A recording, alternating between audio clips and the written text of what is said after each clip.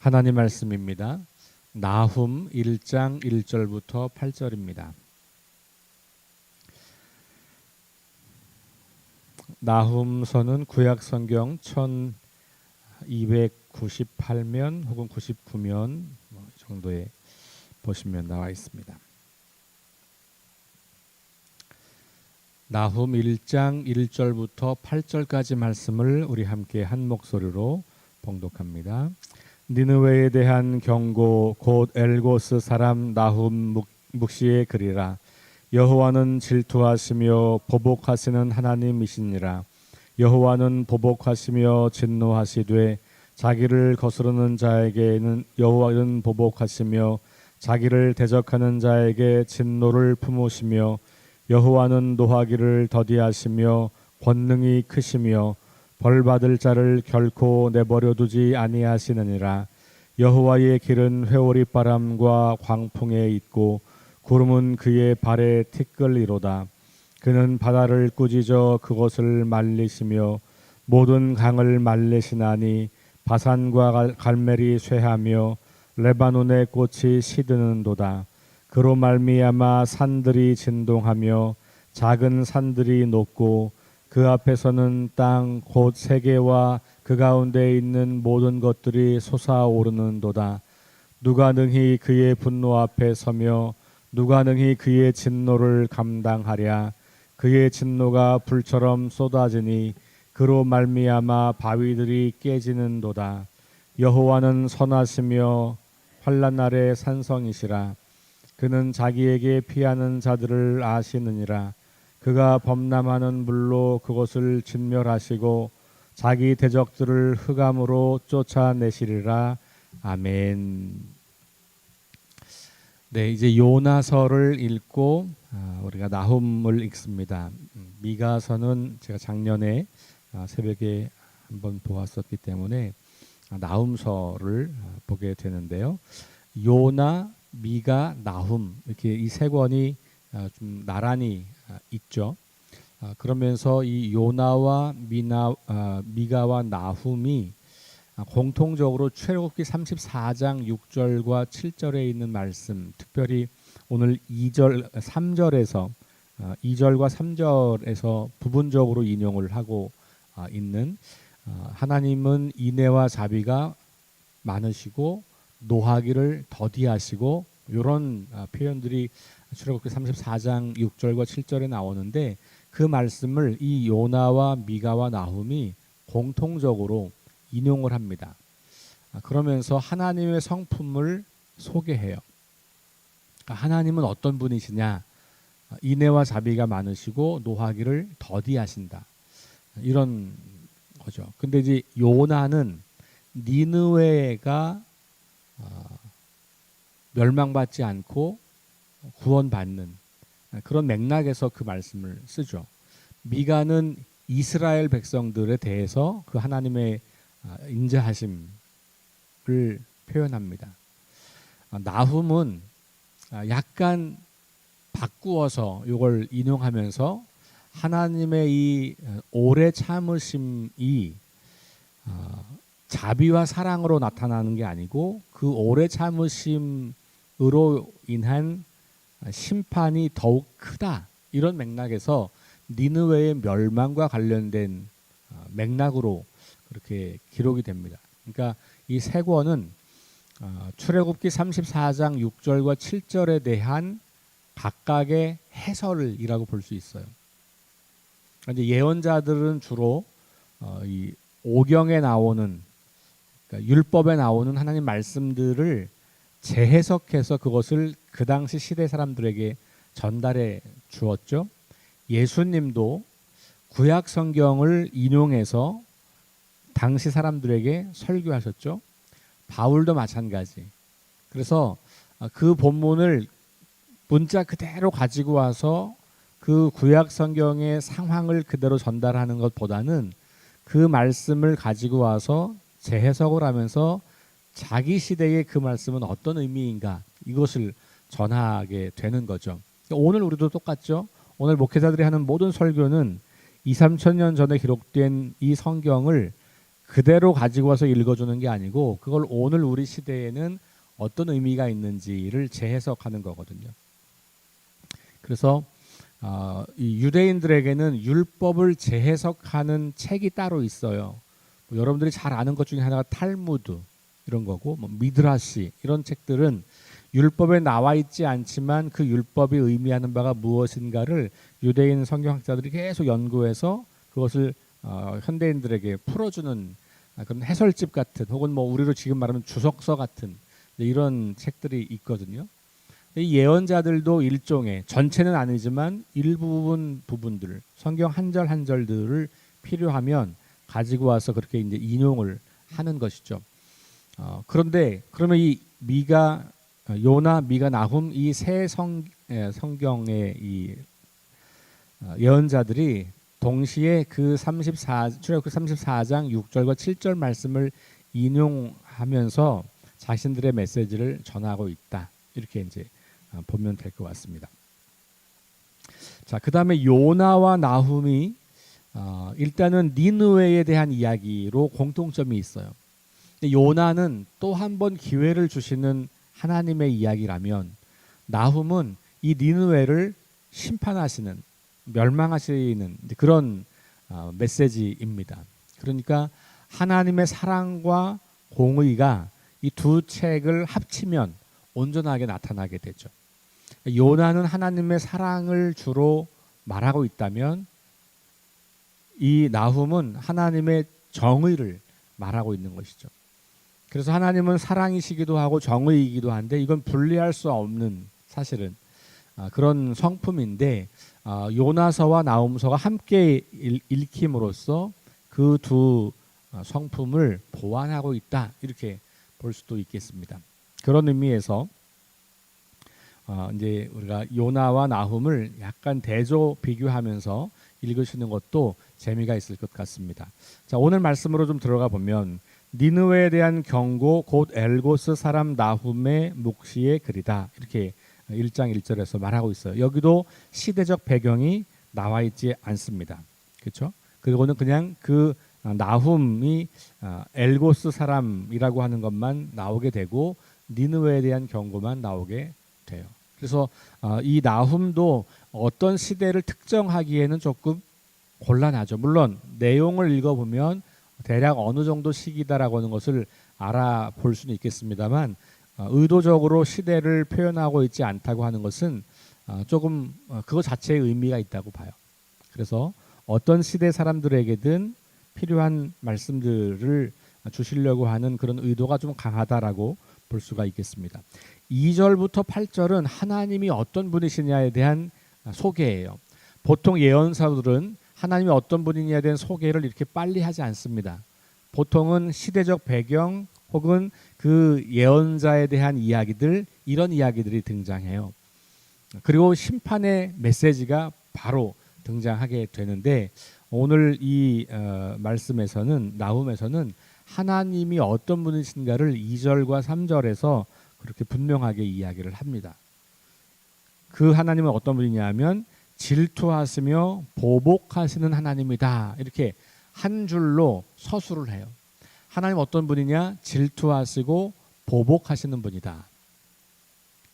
질투라고 하는 것은 사람들이 질투할 때에는 언제냐 하면, 내가 모든 걸 독점하고 싶어 할 때 주로 이제 그것을 쓰죠.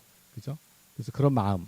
물론 그럼에도 불구하고 그 마음은 상대방에 대한 사랑이 있기 때문에 질투를 하는 거죠. 질투하지 않는 사랑은 어쩌면 좋은 것처럼 느껴지지만 사실은 상대방에는 되게 불편한 것이죠. 우리 가끔 드라마 보다 보면 이렇게 둘이 이렇게 막 밀고 당기기를 할 때, 연애하는 사람들이 밀고 당기기를 할 때, 혹은 내가 저 사람을 혹은 저 사람이 나를 정말 사랑하는가 의심이 들 때, 그때 어떤 것으로 확인하냐면 상대방이 내가 하는 행동을 질투하나 안 하나, 이걸 테스트하거나, 아니면 그런 상황이 됐을 때 내가 질투하는 것을 보면서 내가 정말 사랑하나 그렇지 않나, 이런 걸 감지한단 말이에요. 그러니까 이 질투라고 하는 속성은 사랑에서부터 나오는 거예요. 그러니까 오늘 이 말씀은 하나님께서 질투하시는 분이다라고 하는 말은 하나님이 우리를 굉장히 사랑한다라고 하는 말씀에서 나오는 거죠. 근데 물론 이제 우리 사람들에게는 이게 부정적으로 쓰이면 지나치게 독점하고 통제하려고 하는 어떤 그런 모습으로 비춰질 수 있겠습니다만, 그 기본은 사랑이다. 사랑이 없으면 질투하지 않는다. 질투하신 하나님이라고 하는 말씀, 그리고 더 강한 보복하시는다라고 하는 말씀에는 사랑이 전제되어 있는 거고, 사랑이 아니라면 굳이 질투할 필요도, 굳이 보복할 필요도 없는 그런 모습. 그래서 이 사랑을 굉장히 강조하면서 부정적으로 사용하면 질투와 보복이라는 단어를 쓸 수 있다는 거였죠. 그러면 이거는 어떤 거냐 하면, 하나님께서는 하나님만을 참신으로 알고 그 하나님을 예배하고 그 하나님께만 영광을 돌리기를 바라시는데, 상대방은 그렇지 않을 때, 그때 하나님은 질투하신다, 이런 표현을 쓰는 거예요. 그러니까 저 대상이, 사람들이, 이스라엘이, 여기 니느웨지만 니느웨 마찬가지, 사람들이 하나님 자신을 유일한 하나님으로 섬기고 참된 신으로 섬기고, 그래서 하나님만을 예배하고 하나님께만 영광을 돌려야 할 텐데, 다른 대상들을 찾고 있을 때, 그 대상은 형상으로 만든 우상일 수도 있고, 특별히 이렇게 이 주전 8세기, 9세기, 7세기, 6세기 이렇게 구약 성경의 마지막 그 시기들로 가면, 이스라엘이 멸망하는 그 시기들로 가면 구체적인 어떤 대상이 나오는데, 그게 강대국이에요. 혹은 좀 포괄적으로 열방, 다른 나라들. 다른 나라들은 하나님을 섬기는 것 대신 다른 나라들을 의지한다, 이런 말이죠. 특별히 강대국을 의지한다, 혹은 어떤 형상을 만들어 놓은 신들을 의지한다. 하나님께 향하여야 할 마음이 다른 대상에게 가는 것, 그것을 하나님께서 보실 때 질투하신다는 거죠. 그래서 그 마음을 돌이켜서 다시 하나님을 예배하고 하나님만 섬기도록 경고하실 때 이 질투와 보복이라고 하는 단어를 사용하십니다. 자, 2절 조금 더 읽으면, 여호와는 보복하시며 진노하시되 자기를 거스르는 자에게, 여호와는 보복하시며 자기를 대적하는 자에게 진노를 품으시며. 그러니까 여기 나오죠. 여호와를 대적하는 자, 거스르는 자. 근데 이게 그냥 단순히 대항한다 이런 의미가 아니라 방금 말씀드린 것처럼 하나님을 하나님으로, 삶의 주인으로, 인생의 또 그 국가의 혹은 그 사람들의 유일하신 신으로 그렇게 모셔야 하는데, 그러지 않을 때, 그때 하나님께서 질투하시고 보복하시고 진노하신다, 이렇게 이야기하는 거죠. 자, 그러면 이 나훔은 니느웨에 대한 경고라고 그렇게 시작되었으니까, 여기 질투하고 보복하시려고 하는 그 대상은 니느웨가 되겠죠. 니느웨는 아수르의 수도입니다. 그러니까 아수르라고 보셔도 되는 거죠. 자, 그런데 니느웨에 대한 심판과 니느웨에 대한 경고의 말씀이지만, 사실 이 말씀을 듣는 사람들은, 최초에 듣는 사람들은 누구일까요? 이스라엘 사람들인 거예요. 이 성경은 이스라엘 사람들에게 쓰여진 거잖아요. 이거 니느웨 사람들 보라고 쓴 게 아니에요. 이스라엘 사람들, 특별히 이제 나훔 같은 경우는 남쪽 유다 백성들이 이걸 듣고 읽고 깨닫도록 기록한 거죠. 다른 성경도 다 마찬가지잖아요. 구약 성경은 기본적으로 이스라엘 백성들을 위해서 쓴 책이란 말이에요. 그런데 그 내용상으로 보면 요나서나 이렇게 나훔서는 니느웨 사람들의 이야기예요. 그 사람들에 대한 이야기. 하나님께서 그들을 어떻게 하실 거냐? 그러면 왜 이 이야기를 이스라엘 백성들에게 하겠냐는 거죠. 그 이야기를 듣고 깨달으라는 거예요, 이스라엘 백성들도. 그러니까 결국은 이스라엘 백성들에게 하나님은 어떤 분이냐를 드러내고 있는 거고, 이스라엘 백성들이 그 하나님을 온전하게 잘 믿도록 그렇게 하는 이야기예요. 그러니까 니느웨에 대한 심판의 말씀이 이스라엘 사람들에게는 어떤 의미로 다가오는가? 요거 우리가 이제 중요한 거죠. 그리고 오늘 우리가 읽을 때에는 그 이야기가 오늘 우리에게는 어떤 의미인가? 이걸 우리가 찾는 것이 묵상하고 또 설교하고 이렇게 하는 일들이라고 보시면 되겠습니다. 자, 하나님은 첫 번째 질투하시고 보복하시고 진노하시는 하나님이다. 그것은 그분의 사랑에서부터 발현되는 것이다. 그분이 우리를 너무 사랑하기 때문에 우리가 다른 대상을 향하여 마음을 두고 다른 대상을 향하여 집중하고 다른 대상을 사랑하고 다른 대상을 예배하는 것을 하나님이 싫어하신다는 거죠.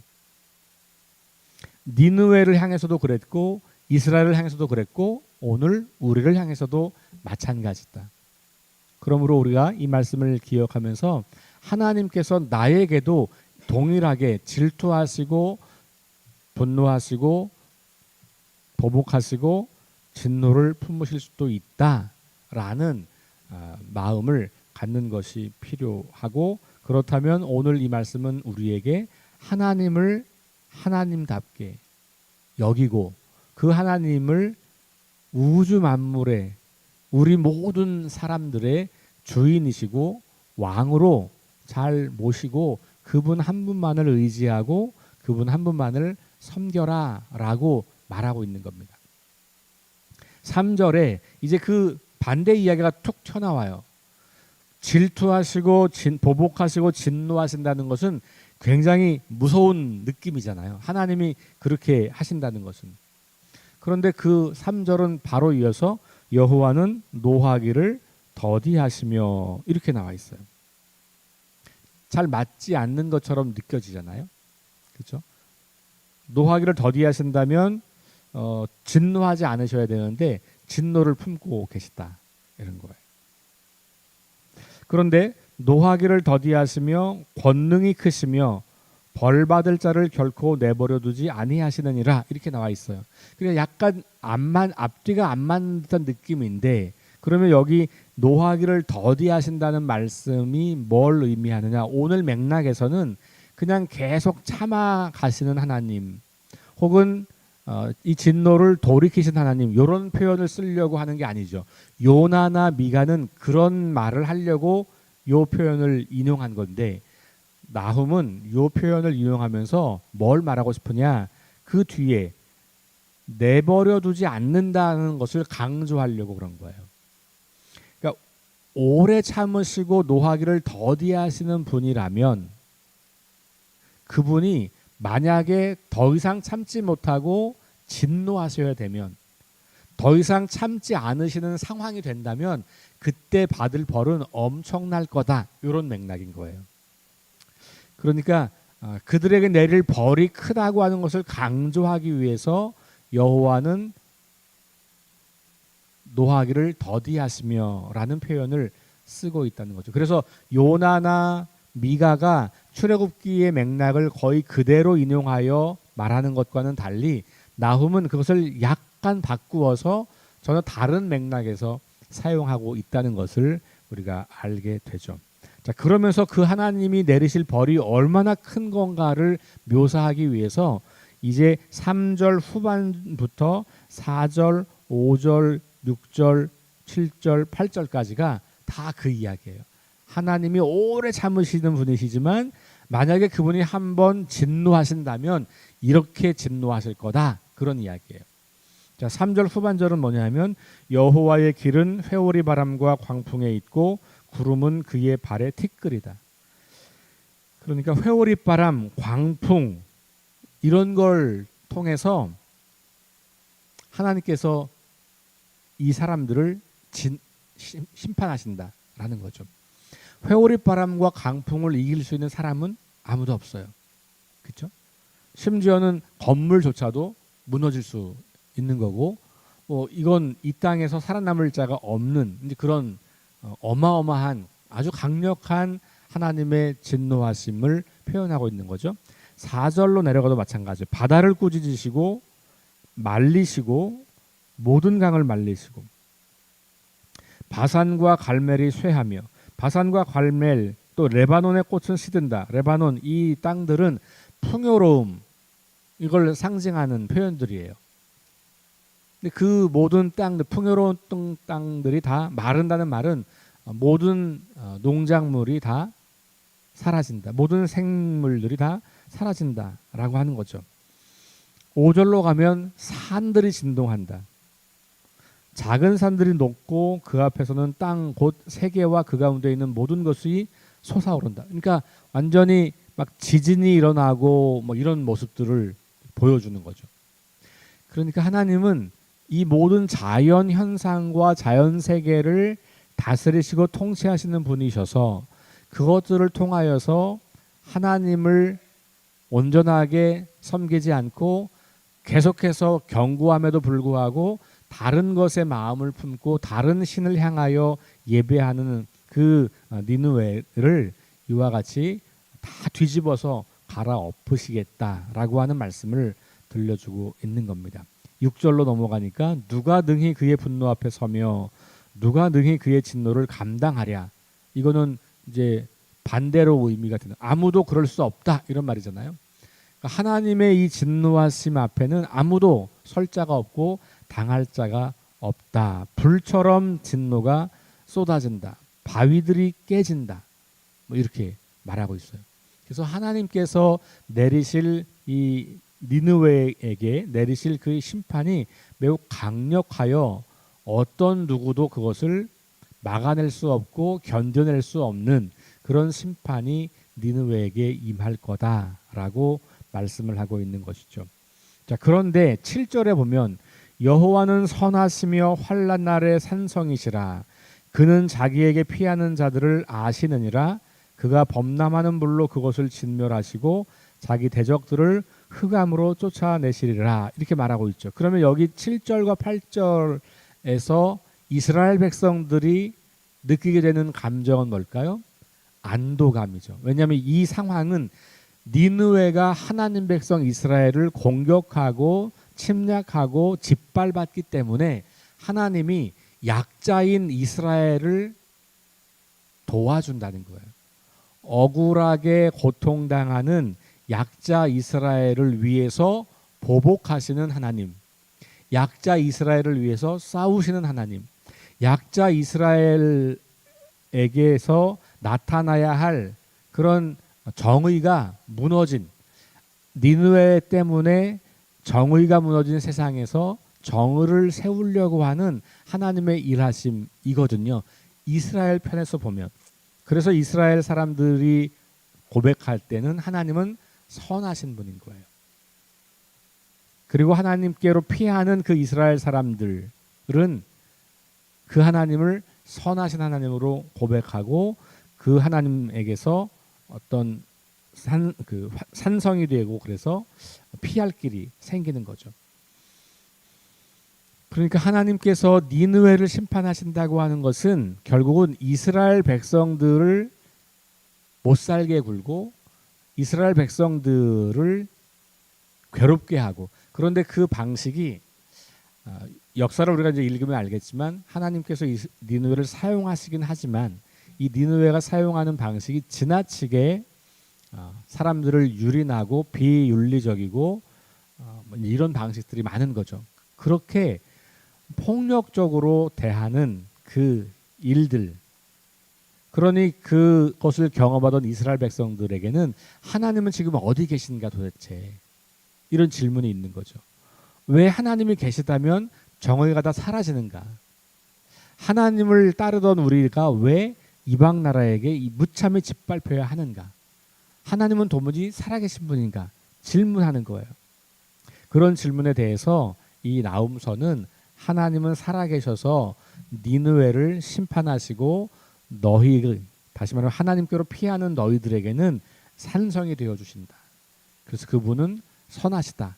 그래서 오늘 이 성경에서는 하나님의 한 모습을 어떤 사람들이 보기에는 질투하시고 진노하시고 보복하시는 모습으로 보지만 그 똑같은 모습을 어떤 사람들은 선하시다고 보게 되는 거죠. 하나님과 우리 사이의 관계가 어떠하냐에 따라서 하나님의 동일하신 모습이 달리 보이는 것이죠. 그러니까 하나님과 우리 사이의 관계가 매우 중요하다는 것을 다시 보게 돼요. 자, 오늘 말씀을 기억하시면서 하나님께서 우리를 사랑하시고 오래 참으시고 우리를 구원하시기를 원하시지만 계속되는 말씀을 거절하고 그 말씀을 끝없이 반대하고 다른 길로 가는 사람들에 대해서 하나님이 언젠가는 심판하신다라고 하는 것을 우리는 기억할 수 있죠. 물론 지금 우리에게는 그것이 마지막 주님 오시는 그날로 쭉 미루어져 있잖아요. 그러니 내가 살아가는 날 동안 나에게 그런 심판은 없을 거야라고 하는 생각을 하게 되겠지만 그건 아무도 모르는 이야기예요. 하나님께서 그것을 언제 우리에게, 그래서 신약의 저자들은 그날이 도둑같이 올 것이다 뭐 이런 말을 하는 거죠. 하나님의 심판의 때가 나와는 먼 미래, 나와는 관계없는 미래라고 생각하시기보다는 하나님은 그렇게 내 삶을 늘 바라보시면서 내가 하나님을 잘 예배하고 하나님 앞에서 순전한 믿음을 가지고 살아가기를 기대하시고 원하시는 분이고, 내가 그분에게 갈 때 그분은 늘 나의 산성이 되어주시고 나의 피난처가 되어주시는 분이다. 그러나 내가 그분을 등지고 떠날 때 나에게 끊임없이 경고하시고 심판하시는 하나님이시다라는 것을 기억하면서 하나님 앞에 신실한 삶을 오늘도 살아갈 수 있기를 주의 이름으로 축원합니다. 기도하겠습니다. 하나님, 나훔서를 읽습니다.